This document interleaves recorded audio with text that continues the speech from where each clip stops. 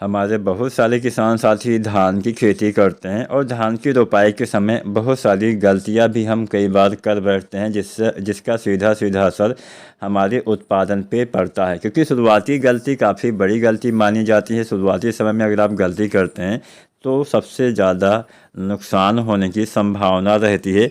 तो ऐसी चार कौन सी गलतियां हैं, तीन चार गलतियां मैं आपको गिनाऊंगा जिसका आप ध्यान रख सकते हैं। जो आप अगर अपनाते हैं तो अच्छा लाभ आपको मिलेगा और बढ़िया पैदावार, अच्छे कल्ले, अच्छा फुटाव आप अपने धान की फसल से इस साल ले पाएंगे। नमस्कार किसान साथियों, SRJ फार्मिंग चैनल पे आपका स्वागत है। चैनल को सब्सक्राइब नहीं किया है तो करिए और वीडियो को लाइक करिए।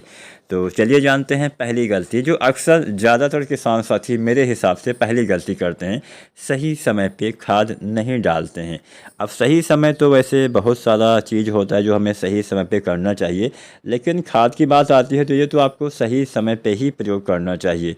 समय से बाद में डालने से भी लाभ नहीं मिलेगा। खासकर शुरुआती खाद में विशेष रूप से हम फास्फोरस का इस्तेमाल करते हैं, चाहे आप DAP का इस्तेमाल करें, चाहे NPK या SSP का इस्तेमाल करें। अब कई बार हम इन खादों का इस्तेमाल देर से करते हैं। बहुत सारे किसान साथियों को मैंने देखा है कि रोपाई के समय खादों का इस्तेमाल करते ही नहीं हैं। कई बार एक सप्ताह बाद डालते हैं तो 10 दिन, कई बार 15-20 दिन के बाद पहली खाद का इस्तेमाल, खासकर बेसल डोज वाली खाद का इस्तेमाल करते हैं। बेसल डोज वाली खाद का इस्तेमाल धान की फसल हो, गेहूं की फसल हो, गन्ने की फसल हो, कोई भी फसल हो, अंतिम जुताई के समय ही आपको प्रयोग करना चाहिए, तभी आपको लाभ मिलेगा। क्योंकि बेसल डोज के रूप में हम फास्फोरस वाली खाद अवश्य डालते हैं और फास्फोरस वाली खाद हमें डालना भी चाहिए, क्योंकि इससे जड़ों का विकास विशेषकर अच्छे से होता है। जब पौधे में जड़ विकास अच्छे से होगा तभी तो अच्छे से पौधा भोजन बना पाएगा, अच्छे से पौधे का विकास हो पाएगा।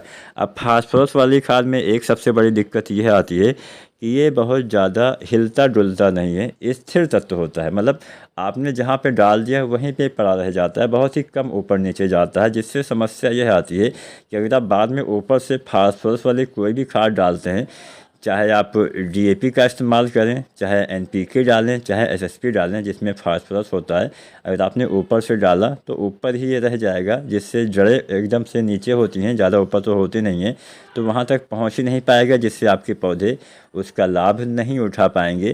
फास्फोरस आपके जड़ों के पास नहीं जाता है, दूसरी खादें तो जड़ों के पास चली जाती हैं, लेकिन फास्फोरस एक अकेला ऐसा तत्व होता है जिसके पास जड़ों को जाना पड़ता है। जड़ें फास्फोरस के पास जाती हैं तभी उनको वो तत्व मिल पाता है, फास्फोरस जड़ों के पास नहीं जाता है। इस बात का ध्यान दीजिएगा।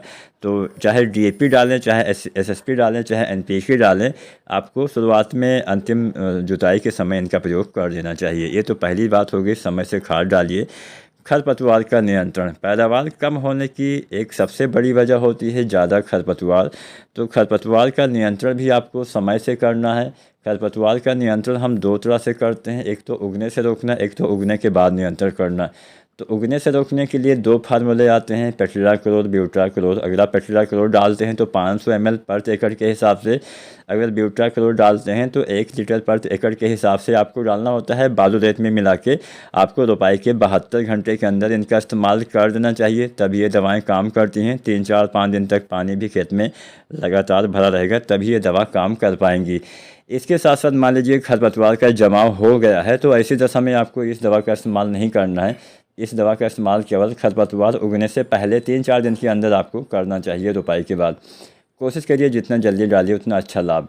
मान लीजिए खरपतवार का जमाव हो गया है तो ऐसी दशा में बिस्पारी बैग सोडियम जो 10% SC में आता है, इसका प्रयोग करिए। 80 ml मात्रा प्रति 120 लीटर पानी में घोलकर रोपाई के 15 दिन के आसपास या 20 दिन के आसपास, जब खरपतवार 2 से 3 पत्ती, 4 पत्ती के हो जाएं, तब डालते हैं तो इसका नियंत्रण आसानी से आप कर पाएंगे। इसके साथ साथ एक गलती हम करते हैं, जिंक खाद का प्रयोग रोपाई के समय कर देते हैं। यह गलती भूल कर नहीं करनी चाहिए। मैं लगभग सभी वीडियो में आपको ये बताता हूं कि जिंक हमें मिट्टी में डालना ही नहीं चाहिए, जिंक का आपको स्प्रे विधि से प्रयोग करना चाहिए, सबसे ज़्यादा लाभ मिलेगा। इसके ऊपर मैंने वीडियो भी बनाया हुआ, अगर आप चाहते हैं अलग से वीडियो आए तो आप कमेंट कर सकते हैं। आप जिस भी विषय पर वीडियो देखना चाहते हैं वो विषय आप नीचे कमेंट के माध्यम से हमें बताइएगा, हम उसके ऊपर वीडियो बहुत जल्द बना देंगे। इसके साथ साथ कुछ खादें होती है जिनका प्रयोग करने से अच्छा लाभ मिलता है। आपको सिंगल सुपर फास्फेट वाली खाद डालनी चाहिए, जिसमें आपका फास्फोरस के साथ साथ सल्फर, कैल्शियम और कुछ में जिंक भी मिल जाता है, जिससे 3-4 तत्वों की पूर्ति हो जाती है। हमारी मिट्टी में सल्फर की भी कमी हो गई है, तो आपको अलग से सल्फर डालने की भी आवश्यकता नहीं पड़ने वाली है। तो एसएसपी 90 से 110 किलो तक आप डाल सकते हैं पर एकड़ के हिसाब से। तो बस यही करना है, बाकी ज़्यादा कुछ नहीं करना है। वीडियो अच्छी लगी हो लाइक शेयर करिएगा, चैनल को सब्सक्राइब नहीं किया है तो सब्सक्राइब कर